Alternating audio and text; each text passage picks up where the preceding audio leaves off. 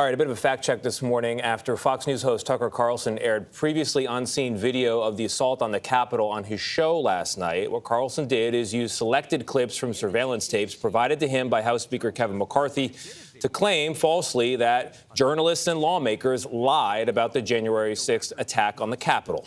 Scott MacFarlane is in Washington. Scott, good morning to you. You've been following this very closely. What stood out to you? Yeah, Tony, good morning. The narrative last night ignores the tens of thousands of pages of court filings we've read and the tonnage of footage already released by the Justice Department and shown in open court. And it ignores the powerful and at times tearful accounts of injured officers who are testifying under oath. Carlson called January 6th, quote, mostly peaceful and meek with a small percent that was violent. He showed limited, edited footage Monday night on his program that draws an audience of 3.5 million viewers and pointed to images of a few protesters shuffling through the halls of Congress. But our CBS News review found more than 300 people charged with actually assaulting police amid the mob. And body-worn camera like this shows attackers using spray, sticks, baseball bats, stolen riot shields, sometimes their bare hands, to beat police officers and damage the Capitol.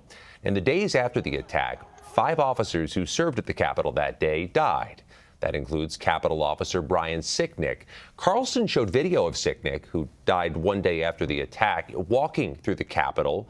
Carlson saying Sicknick, quote, looked healthy and vigorous.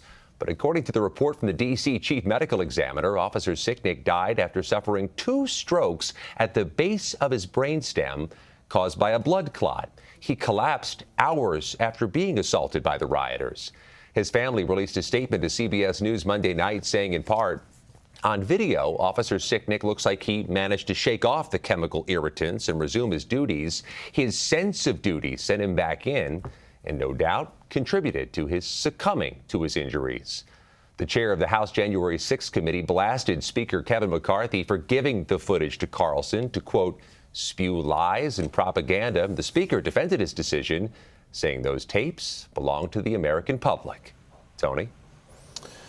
Scott, you've covered this for 2 years. There have been all these court cases that you mentioned. Have legal teams, defendants been given access to video like this? What have you learned from the judicial process, I guess, is the question. Yeah, Tony, this isn't just the largest criminal investigation in American history. It's potentially one of the most photographed. There are thousands of hours of footage. Some defense attorneys have said it's almost too much. Some of the assaults shown are just medieval, but the violence that day came in waves.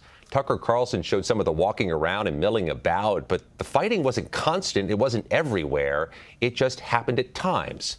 Carlson also focused on the case of Jacob Chansley, the so-called QAnon shaman, asking why some of the quieter moments involving Chansley didn't surface at trial. Well, Chansley pleaded guilty and didn't go to trial, and he admitted breaking a police line and riling the crowd.